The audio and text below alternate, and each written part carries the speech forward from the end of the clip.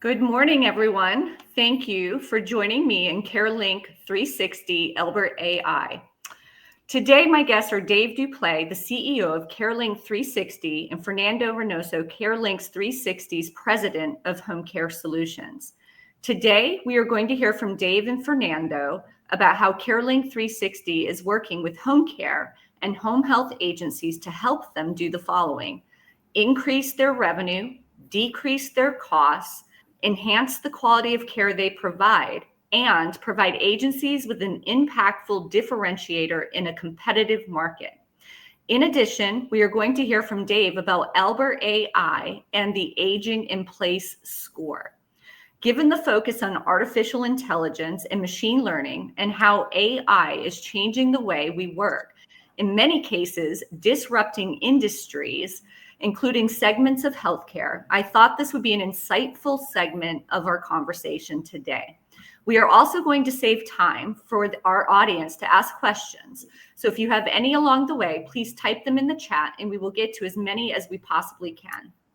I will also provide you with Dave's contact information so you can reach out to him or schedule time on his calendar for follow-up. So without further ado, let's get started. Dave, can you give us all a high-level overview and background of CareLink360? I know how impressed I have been as this has continued to evolve over the last several years. So I'm excited for everybody else to hear about what you guys are doing. Yes, absolutely. Thank you, Sarah, for having us and welcome everybody. So CareLink360 is an age tech platform and we focus on helping home care agencies increase revenue, decrease cost, enhance quality of care, and provide a clear differentiator for you in your marketplace. We do that with our platform, and you can see over my shoulder our CareLink360 device, which is right here. It's a 15-inch touchscreen device that runs on our private, secure, and encrypted network.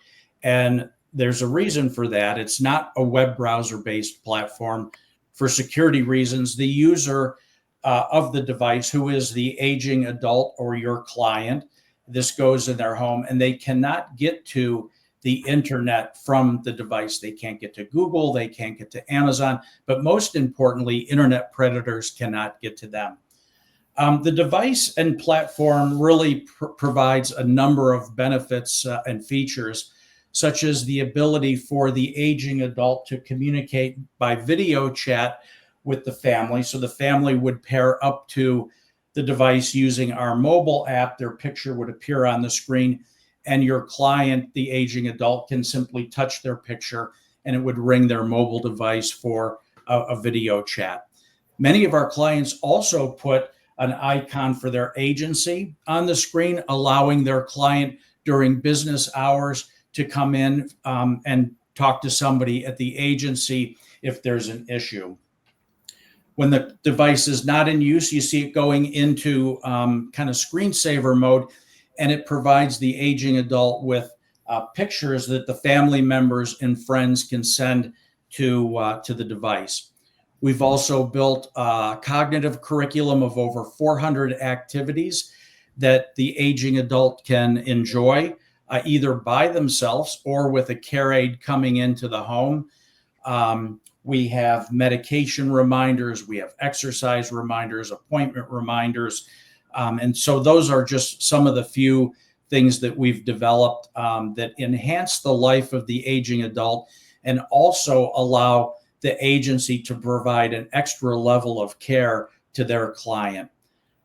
We'll get into this a little bit more, but I should mention that everything that is done on our digital health companion is tracked, it's monitored, it's timed, and our agencies can log into a portal and see exactly what their client is doing on the device, what their cognitive capabilities are, and it charts cognitive stability or cognitive decline over time, giving our clients a clear indicator when additional care might be needed. And I know we're going to get into a lot of the features and functions as we talk about how some of our clients are using the platform, but it's really been a game changer in the industry. Dave, just let me know when you'd like the next slide. Okay. Yep. You can put up the next slide. Okay.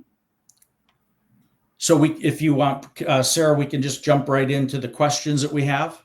Absolutely. So as everybody can see, we're talking about the four main areas, like I mentioned in the introduction. We're going to talk about how CareLink360 and ALBERTai can improve your profitability, drive operational efficiency, and enhance the quality of care, and really be a differentiator for you in the marketplace. And one thing that Dave, Paula, Fernando, and I were talking about the other evening is how it can help you with your caregiver retention in a very powerful way. So let's go ahead and dive into some questions here. So when we're talking about increasing revenue through the use of CareLink360, Dave, what strategies exactly, and this question goes to you and Fernando, of course, because Fernando has been actively using it for quite some time now. What strategies can agencies implement to expand their client base using CareLink360?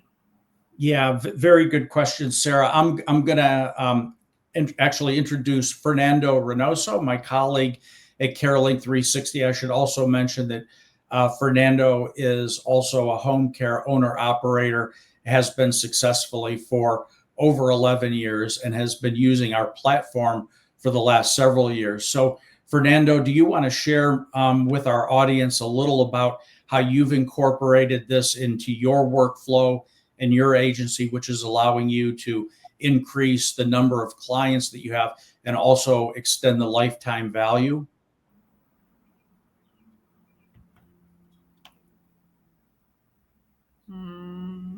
Fernando, you might be on. There you go. There you go. Hello, everyone. Yes, so like Dave said, I've been a home care owner here in New Jersey for the past 11 years. And we have been using the technology for quite some time with lots of success for our clients and for our referral sources. So the first, when you start using this technology, is based on 5 pillars of care, which is safety at home, physical exercises, brain activity exercises, nutritional education, and companionship and socialization. Our agency, in the early days, we had what we call our wellness program, which is based out of the same pillars. And I was looking for a form to make sure my aides were providing the wellness plan for our clients at home, and we created what I call now the analog version of this. We used to have our clients, we used to send them a box with education information, brain games, card games, some games for dexterity, education about safety at home, and things of that sort. And our aides were supposed to perform these activities while they were providing the visit every day for our clients. So, but I didn't have a way to make sure that this was happening. And then I met the founder of CareLink360 a few years back, and I spoke to her about this, and she told me that she could help me to digitize my program. And that's when really everything took off, and we were able to introduce the 5 pillars of care inside the CareLink360 machine. And now my clients enjoy this brain activities, physical exercises via the routines and videos embedded inside the 5 pillars of cares inside the machine. And also my caregivers encourage our clients to socialize with the extended family outside of the house by doing video communication, exchanging pictures, participating in weddings via CareLink360 where they can attend. And as we move along, and we can start seeing the transformation in the person at home. And it's something like when usually I do the admission of that person, the intake part, and I meet them in person. And when I walk in the first time, I see this gray person, it's a gray color in their skin. And because of they're lonely, they're isolated from their family members, there's no interaction. And then I go back a few months later to visit them, and I can see like their skin shining and bright, and even their demeanor, their persona, their clothing, everything looks different. That's in my view, my experience, and I get emotional when I see them, because I can see that the impact we're causing in somebody's life by you doing this program and implementing this technology in their home. Thank you so much, Fernando. And something that I wanted to point out about what you said is that you were talking about how the care professional is able to use the device. And so when Dave, Fernando, Paul, and I were meeting the other evening, I've said for years, we always talk about how uncomfortable it is for a senior to have a stranger, right? That's the thing. I'm uncomfortable with a stranger coming into my home. But consider this, no matter how experienced that caregiver is, they're still going into a stranger's home, right? And so it's really important to set both sides up for success. And so if the care professional, not only, hopefully a robust care plan has put together for them to follow about the things that they have to execute while they're with the client, but if they have an actual tangible tool that they can use to facilitate activities with the older adult, it really empowers them to do a good job. And not only that, think about it, it's, they get to work for the agency that gives them a tool. So that plays really well towards the retention of that care professional. Yeah. Sorry, I was trying to interject there. It's very important that you mentioned that, because when we survey our caregivers, one of the biggest satisfaction scores we get is for that reason, that we provide them with a tool that helps them elevate their profession, the care they provide to their clients, and they feel like the agency, like you mentioned, is giving them the tool to achieve that goal every day. And that helps the agency with retention. As you know, in our industry, is the retention problem is high, in the high 80s. The turnover ratio for caregivers. And personally, our agency is in the mid-30s right now, because we have used this technology for quite some time, and we have been able to retain our caregivers because they want to work for us, because they believe that their work is meaningful and they're providing these positive outcomes to their clients by using the technology from CareLink360. Thank you so much, Fernando. Are there any other specific success stories that you would like to share with the viewers today about how you've used it to drive revenue? Sure. So first of all, we decided I tried different ways to position CareLink360 with my services. First, I was selling my services plus CareLink360 separate. So I was telling you, pay me this per hour, and by the way, you can pay me $300 more a month for this nice device, and that didn't work for us. So we decided to put together CareLink360 with our services, and we just did a small increase in our pricing. And now when our clients hire us, this is part of our care. So when we come in, we tell them we have this wonderful wellness plan that's going to transform their aging in place process at home. And we come in, and this is the tool the caregivers use to provide the personal care portion, plus the other elements that's going to help them be successful in their journey at home. Mm-hmm. That's one way. So the other way is we have been able to extend the lifetime value of our clients by extending the length of services we're providing our clients, because the families feel like by the way we're managing their interactions with the device and the data that's coming out of the device, we have been able to be proactive and preemptive in some instances to avoid unnecessary trips to the emergency rooms. So the client stays at home longer, and we have increased our lengths of services on average of 4 months more than previous years because of CareLink360. Therefore, the lifetime value of that client increases proportionally, and also the families are willing to extend the services because they trust us with the care we're providing, because we are giving them these reports with data as to their loved one performance at home using the platform.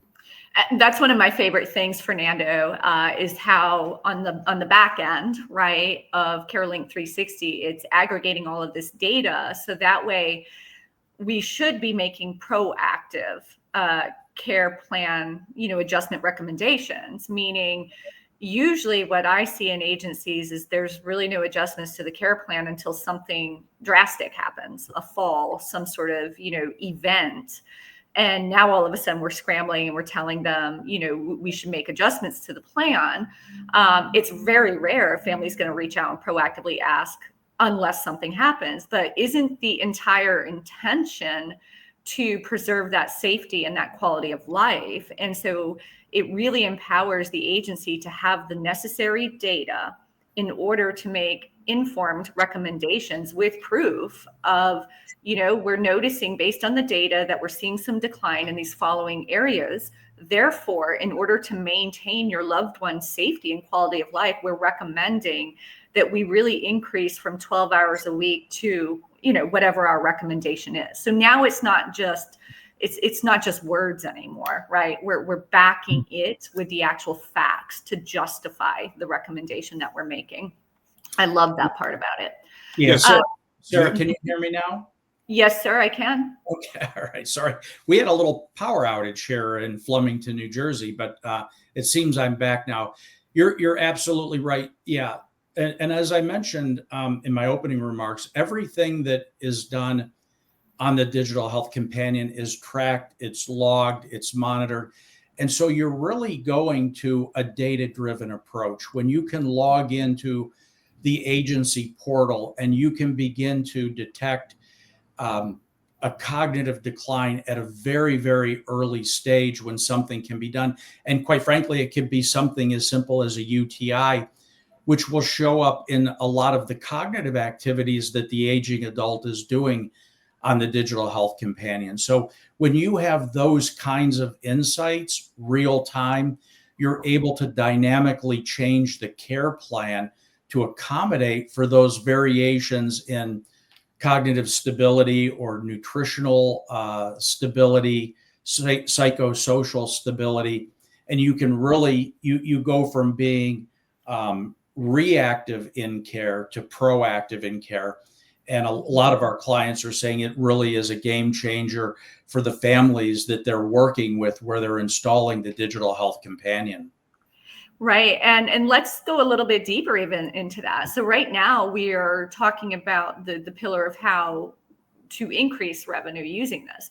So this data that's being captured is very, very beneficial in the recommendations that we can make to the senior or the family members, whomever is making the decision. But now consider it from a business development strategy. So if you have a marketer for your agency, or if you are the one doing the marketing, and you have this data, now when you go back to the person's physician, which by the way, everyone, every single one of your existing clients is attached to a primary care physician and more than likely some sort of specialty doctor. So if you are not communicating with those people, I highly recommend you do, right? Because they're all really good referral source types. So with CareLink360, you're actually having this data, this reporting to power your conversations with the people that are surrounding that client, right? And sometimes in situations where there's some resistance to making changes to the care plan, more hours again for that safety, quality of life, it's different when their doctor tells them, hey, Mrs. Jones, I really think that we need to make some adjustments. So the data allows us to partner on a deeper level with our referral partners as well. Okay. I want to say something that on that point that you mentioned now, we have been able to increase the hours of our clients just because of that same reason. Sometimes we get hired for 3 or 4 days a week, and then with the data collected throughout the process, we start noticing a decline on the person's condition, and we can pinpoint exactly where that decline is happening because of the 5 pillars of care and the interaction with the client and the device. Then we make recommendations to the family using, when David will talk about it later, the artificial intelligence to give us this recommendation of how much care we need to increase, or we either increase the hours per visit or increase the frequency of the visits to get that person back to the stable level that she had before. Thank you very much, Fernando. All right, let's move into how CareLink360 and ALBERTai is able to help you decrease costs. So money found is money made, right? So if you can find ways to decrease costs within your agency, it's in a lot of ways equal to making more money, right? So let's dive into that. Fernando and Dave, what specific features of CareLink360 help reduce administrative overhead? Yeah, great question, Sarah. So there's a couple of things that we've built into the digital health companion. The first is, we have been talking about providing real-time data on our client and how they're using the platform and what they're engaging in and what the cognitive stability is. But there's also added benefit for the agency and the care team coming into the home. One of the things that we recently released on the platform is the ability for the care aide to, when they walk into the home on a visit, the first thing they can do is they can tap the screen of the digital health companion. They can enter in a personal code, and they can do a visual observation and log a visual observation of what they walked into. What was the situation in that home with that client the minute they walked in? Was the house picked up, or were there things that were laying around that would contribute to a fall? Was the client dressed and groomed and presented well? Was there food in the home, or enough to have a balanced meal, or were the cupboards bare, or food spoiling in the refrigerator? And that can all be logged real time when that care aide walks into that situation, and immediately it's available in the agency portal for the management of that agency to see.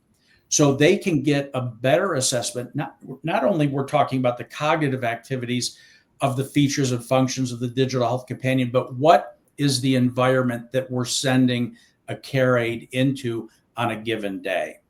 And so that's really, really important. Our clients really like that feature, so they can begin to align, well, what is going on in that home when our care aide is not there?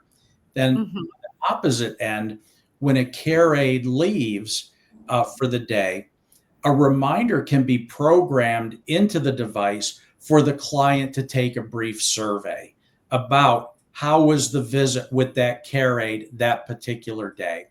Was the care aide wearing their uniform and their badge during the visit?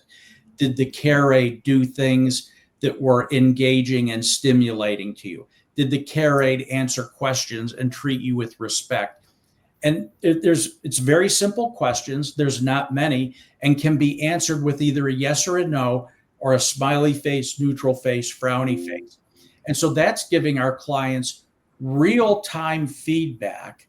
This minute that client hits submit, the agency has the ability to look at that data and see from that client's perspective how engaging and how successful was that visit, allowing the agency to course correct if they see a potential issue on the horizon. And Fernando uses this quite frequently in his agency, so he can speak probably a little better as to how the mechanics of it work and what he is doing with this data from an agency perspective. Yeah, so we used to have in the past home care polls, and they only survey 10% of the caregiver census and 10% of the client census, and usually the survey comes 30 days after the month has passed. And then in the past, when I saw a survey that wasn't pleasant to my eyes, I used to call that client and say, "Hey, Mrs. Jones, what happened with this visit?" And my client would tell me, I don't remember what I had for breakfast today. You think I'm going to remember what happens 25 days ago? So they don't remember. And now with this feature, we are able to see the satisfaction for our client on every visit that happens every day from every caregiver. we collect feedback, in a rating from 1 star to 5 star, because all those questions are they have a weight scale, and so we produce a score for from 1 to 5, 1 being the worst, 5 being the best, so we can analyze what areas of failure we have on a visit and correct it immediately because we get the feedback instantly. I think it also addresses, if you've been in the home care space for any length of time. I've been in since 2012, and I remember, every once in a while you'll get blindsided by a client canceling services, and you had no idea that anything was even wrong. But then when you pull back the layers, come to find out the client was not happy with the caregiver or caregivers, but they felt uncomfortable communicating that to the agency for many reasons. It can be out of fear of retaliation. It can be that they don't want to feel like they're being mean. They don't want anybody to get in trouble. And so if they can just do it through the CareLink360, it removes any of that anxiety around it, right? It Correct. creates what I call a safer environment for them to feel as though they can provide that feedback. Correct. So we can see the one visit could be so, but we analyze the past visits. They're great, and we can pinpoint to what caregiver was there, because we know they have to enter the PIN number for the visit. We know the schedule, so we can then pinpoint what caregivers have a trend of bad reviews, or maybe is an incompatibility between the caregiver and the client. So we can start correcting these issues, and also that helps, like you mentioned before, that eliminates or reduces some of the cancellations you may experience from clients not happy with services, because you are basically on top of what's going on every day. Right. I think it addresses the client retention topic, as well as the care professional retention topic as well, right? Yeah. Because you can have a great client, you can have a great care professional. They may just not be each other's cup of tea, right? Okay. And so, I would encourage you, if the review from the client is not such a happy review, a conversation does happen with the care professional, right? To figure out what is actually going on, because it could very well be it's just not the right fit. And so we get the client a new care professional, and that care professional gets restaffed on a different client where it simply is a better fit. Right. Fantastic. So this topic is actually new to me, gentlemen. I'm not sure that we've discussed this part yet, but in what ways does automation optimize caregiver scheduling, off-schedule triage, and deployment? Yeah, I want to just back up for just 1 second, Sarah, and mention one other feature, and Fernando can speak to this as well, because he uses this. Just as it's equally important to get the feedback from the client, as an owner operator, it's always good to understand how your care team, how well and satisfied they are with their job and with the agency they work for, right? And so we're implementing a feature for our clients that allow immediate feedback from the care aide's perspective as well. So it's not only matching how the client's perception of the agency is, but we all know, and Fernando can speak to this, the cost associated with recruiting and retaining caregivers for an agency. Yeah. So we use the survey feature for our caregivers the same way. We measure their satisfaction with their employment the agency by asking them 5 questions.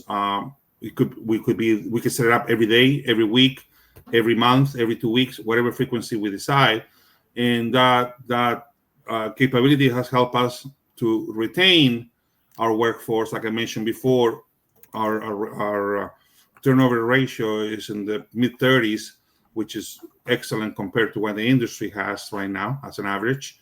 And as you know, for example, in my agency, to attract, to hire, to recruit, to train a caregiver is about $3,000 for us for the whole year. So, in our best interest, we want to keep every caregiver that we hire, provided they're good employees, and they're happy with employment. So we are very proactive surveying our workforce to avoid them, jumping ship to another agency, because we have an investment in them, and we want to protect our investment. And we have been able to save, if you do the math, hundreds of thousands of dollars every year by just using this feature. Absolutely. We do have a question from a viewer, Todd. Is video interaction between a provider office and client accepted in all 50 states under licenses? As you know, home care is very different in the 50 states. New Jersey is one of the highly regulated states, and here is accepted. We can do actually, regulatory nursing visits via video, because our nurses are not there to manage the physical conditions of our clients or chronic conditions. Our nurses are mandated to manage the aids and the performance with the client.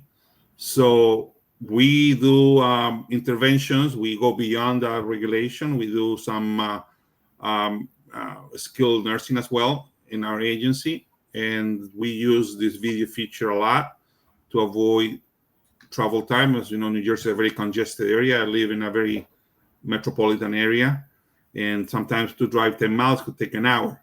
So we have been able to avoid some of this travel time by our nurses doing this video interaction with our clients. Now, each state, I don't know the other 49 states, so that's something that could be investigated by each person. Okay. Yeah, I want to be clear on this point, and it's an excellent question. Our platform is a decision support tool. We're not a telemedicine platform. We're not using our video platform to diagnose or prescribe or treat anybody. So, as Fernando said, it's more the ability to be able to triage a situation. So if your care aide walks in and the client isn't feeling well, or there's a question about maybe a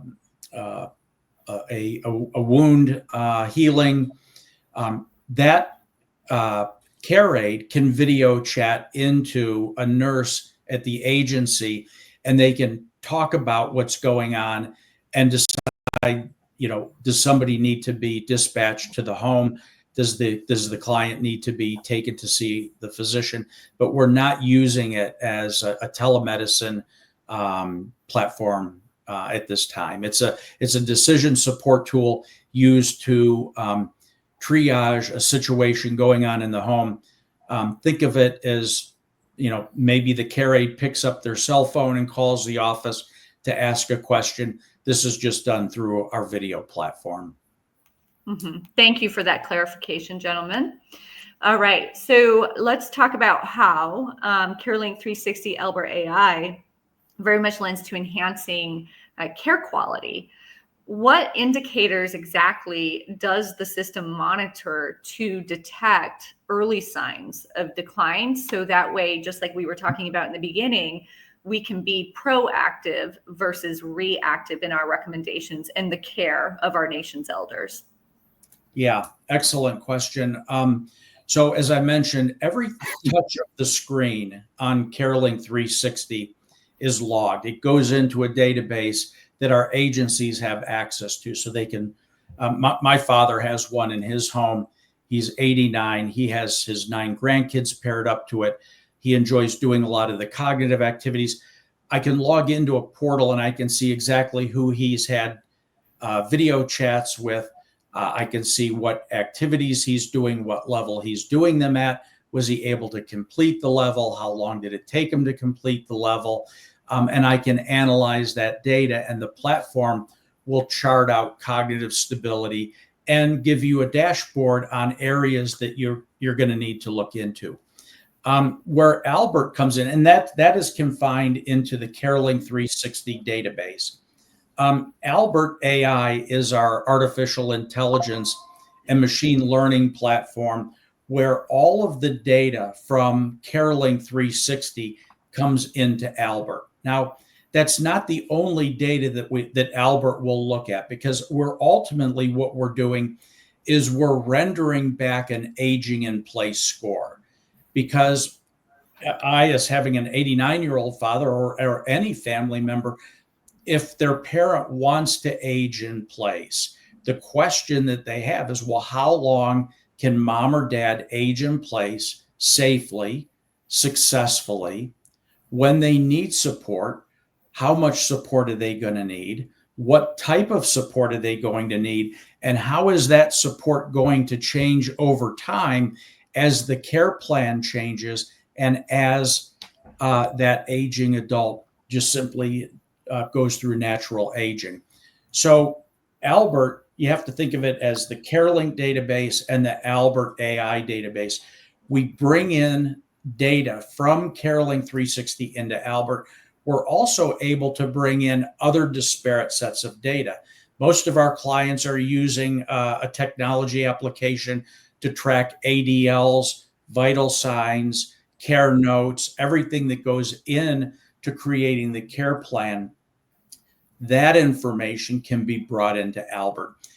If there's remote patient monitoring systems in the home, such as heart rate, pulse, blood ox, that information comes into Albert, as well as fall detection sensors, Apple Health, Fitbit information. So you think of ALBERTai as this all-encompassing database. It brings in all these disparate sets of data.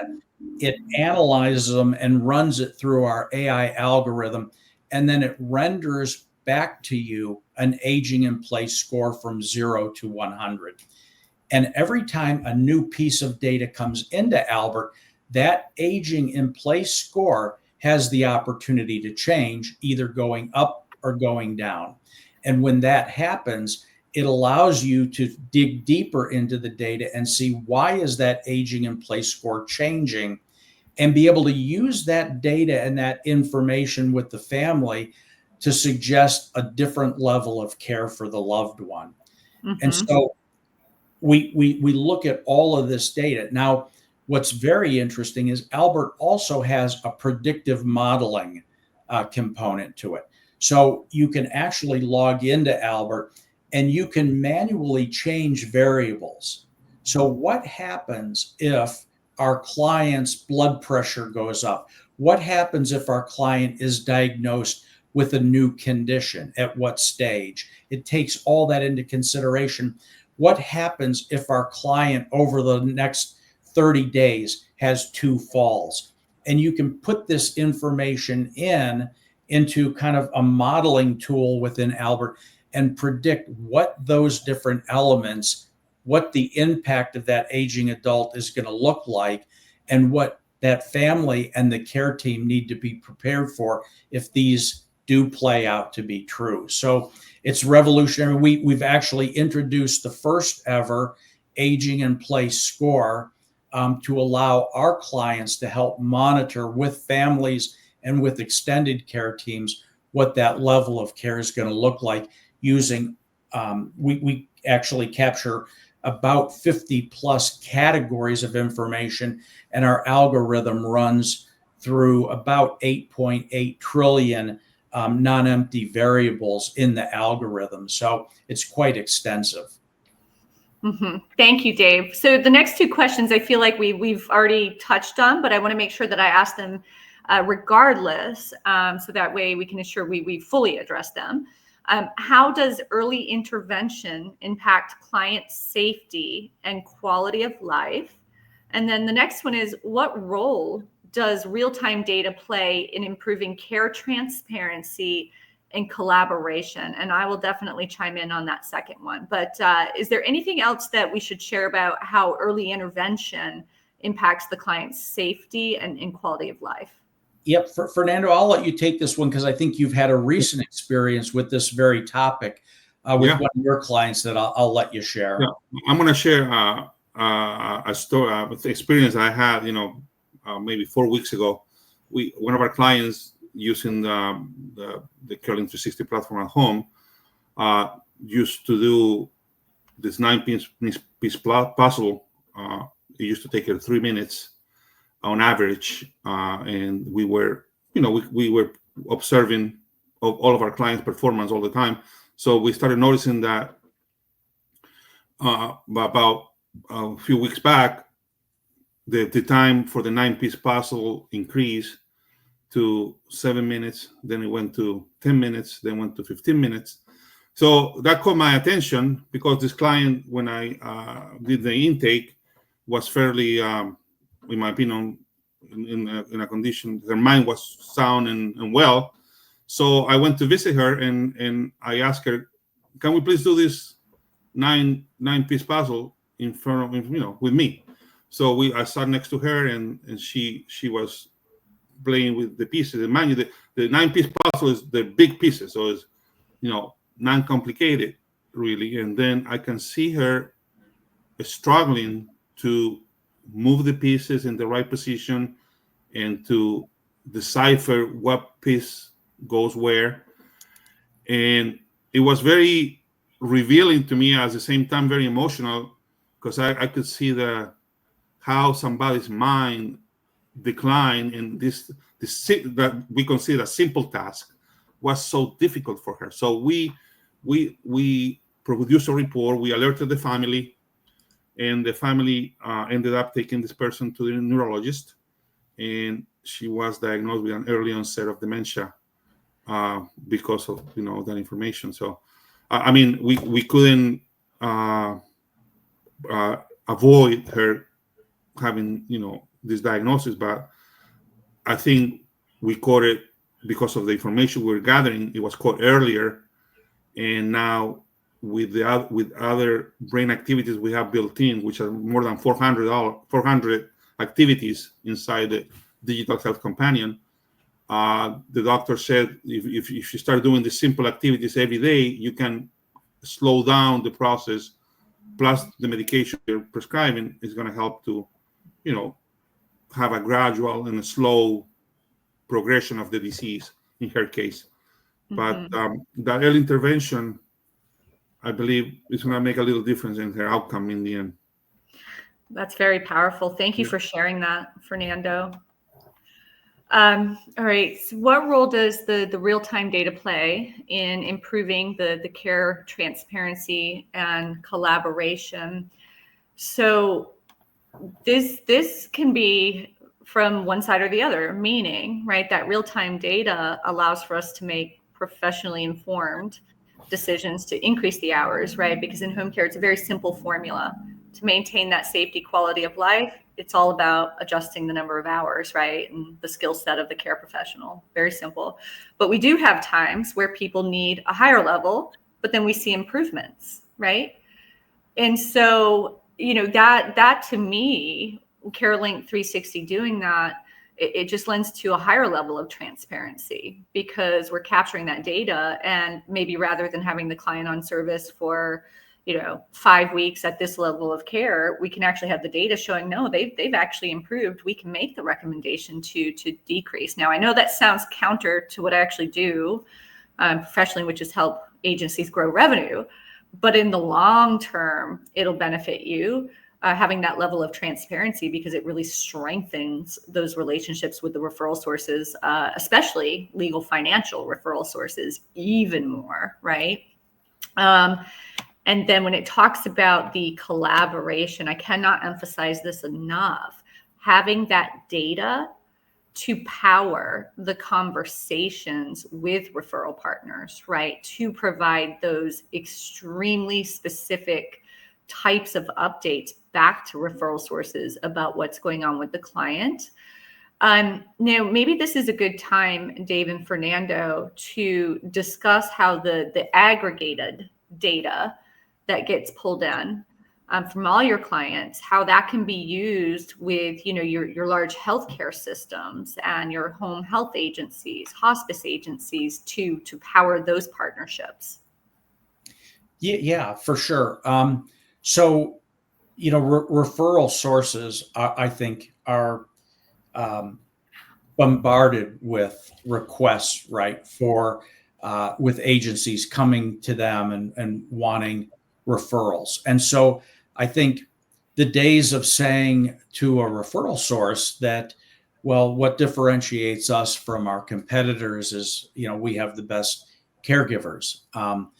Our clients that are going into referral sources and showing them the kinds of data that we're capturing, the ability to use this data with care teams, not only the home care agency, but also their doctors' offices, to look at that data and manage the care on an aggregated basis is more and more important.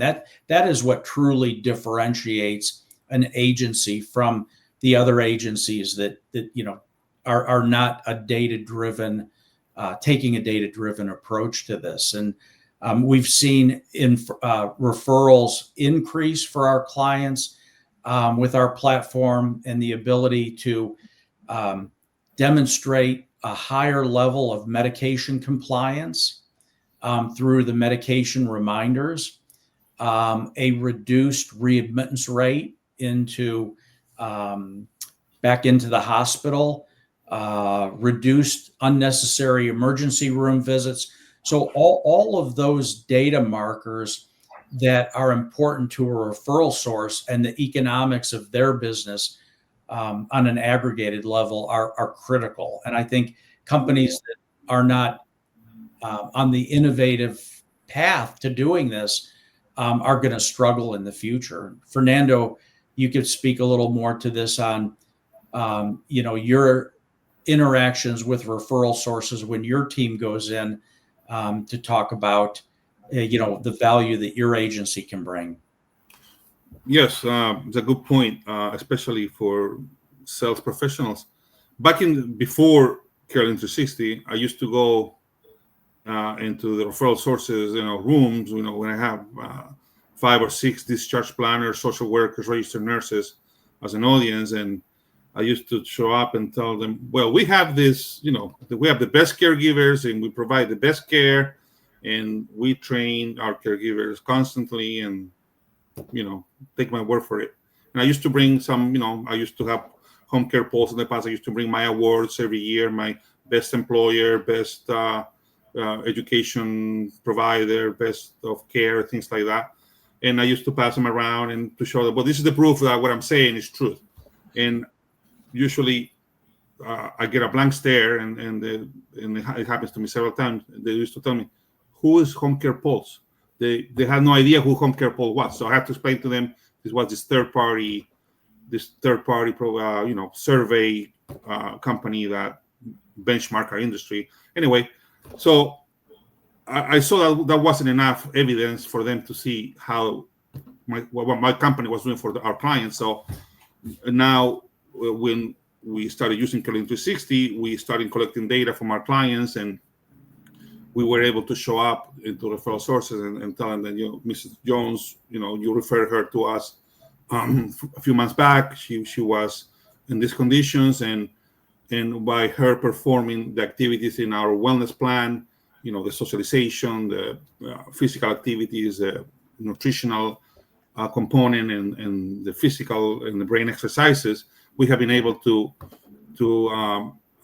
make her condition better. And these are her data points. Look, in the beginning, she was performing at this level, and now 6 months later, she's performing, at this level. And this is the proof that we are, by being proactive and preemptive in many instances, we are able to help you maintain the people that refer to us out of the hospital, and therefore we help you reduce your readmission rates, so you avoid being penalized by Medicare. And that's been the conversation since then. We use our numbers, we use our information that we collect every day. We use the satisfaction surveys from our clients. We show them, these are real-time surveys where we show the level of services we're providing to our clients and their satisfaction. These are caregiver satisfaction, that you can see what we're doing for them, how we're empowering them to deliver meaningful and transformational care for the clients they care for. And so when you put all that together, and and you aggregate all that information into your presentation, now they can see how different you are from and New Jersey is upwards of 2,000 providers in the home care space. So it takes a lot to differentiate really from 2,000 providers, and each agency has 50 or 60 competitors around them. So by being able to use these numbers and this information, now you are commanding the floor, and you become the provider of choice for many of these important institutions. Right, because the days of simply saying, give me your referrals, we can help you lower readmissions is outplayed. I remember when that became a topic. I believe it was back 2015, maybe the end of 2014. It's not effective anymore, because now the referral sources, right, these healthcare systems, anybody in the continuum of care that is focused on lowering readmissions, basically what they're saying to us, the home care industry, is prove it, right? And how are we supposed to prove that? We have to prove it through the collection of the data to show that we're actually accomplishing that outcome for them. So thank you very much, Fernando, for sharing that.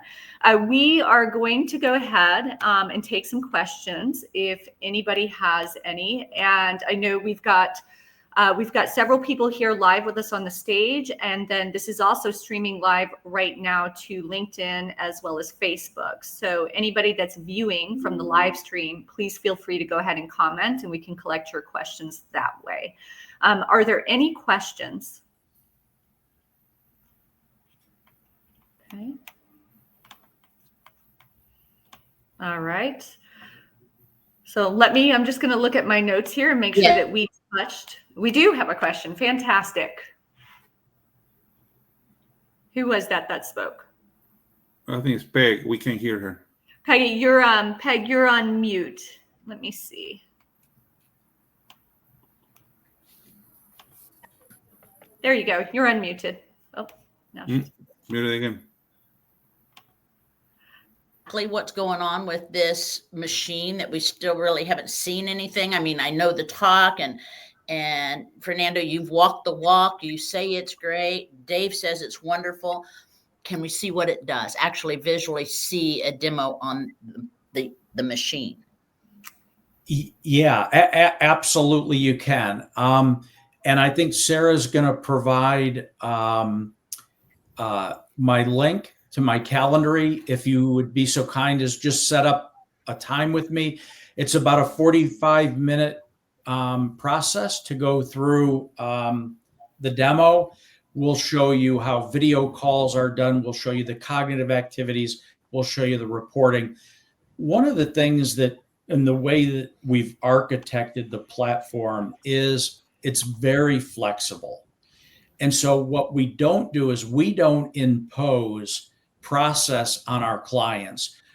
The design of the platform is built in a way that integrates with individual clients' workflow. So regardless of what software you're using, whether you're using WellSky or SwiftOps or another, whether you're using other technologies, it can integrate nicely into that workflow. We don't, we're a believer in, enter once and use the data. We don't want our clients entering, multiple times. So it's about a 45-minute demo. We're happy to do it, answer any questions. So we'll leave that open for yeah, I definitely want to. My team wants to. Oh, great. So maybe it would be a group demo then, Peg. I think that would be ideal. I mean, just my recommendation, because the whole thing with any change like you want to make in your agency is the implementation of it. So getting everybody in the agency on board with it is really important. So I like to hear that you said that you want your team to do the demo. I think that's great leadership. Yeah. Kevin. Sarah, I'm just going to add one thing here to that. And we'll talk about in the demo, the training that we'll put you through. We don't just send you the device and say, good luck. You'll go through training. You'll get documentation. We even went so far as to create marketing materials that you can drop your logo on we're happy to be the intel inside and put your agency at the forefront. So it's not only the product, but it's a whole process that it kind of wraps around that. Okay, and when are we going to start talking cost?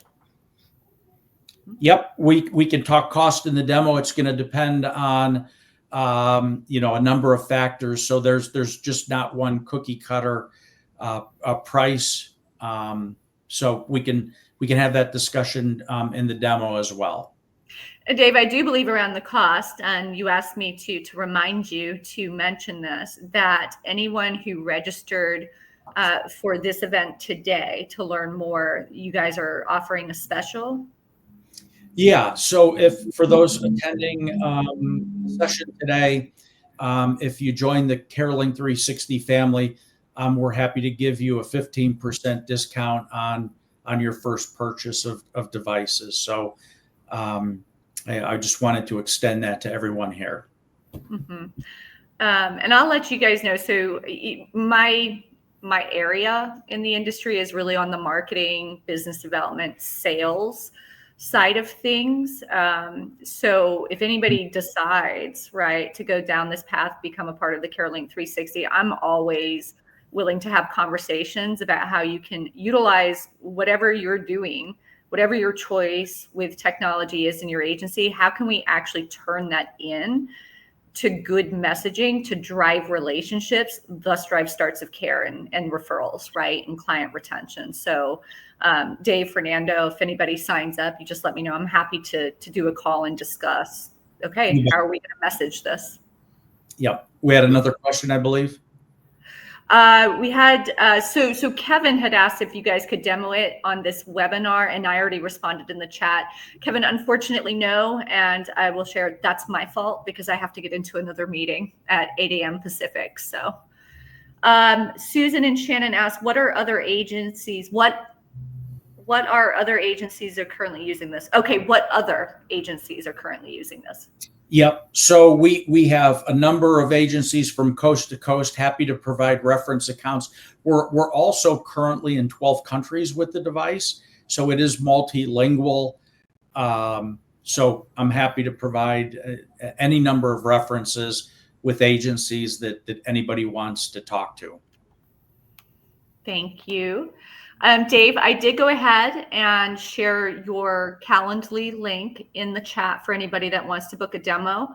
The recording of this will go out. I'll be getting it to Paula, the founder, at about 10 a.m. Pacific today, and then she'll make sure to push that out to all of you guys. It's not often that I will get behind a tech option. There's so many these days, but I learned about CareLink360 from Paula, gosh, 5, maybe 6 years ago, and then lost touch. And it was maybe 6 months ago, we reconnected, and I've just been incredibly impressed with the evolution of it. And again, what I'm most excited about is how we can integrate it to drive more revenue, get more clients, keep clients, and make proactive care recommendations, right, for the safety, quality of life, and also revenue. All right, everyone, thank you for joining us here today, and be looking for that recording as well. I hope you guys all have a wonderful day. Thank you, Dave. Thank you, Fernando. And I'm excited to be supporting you guys. Okay. Thank you, everybody. Thank you, everybody.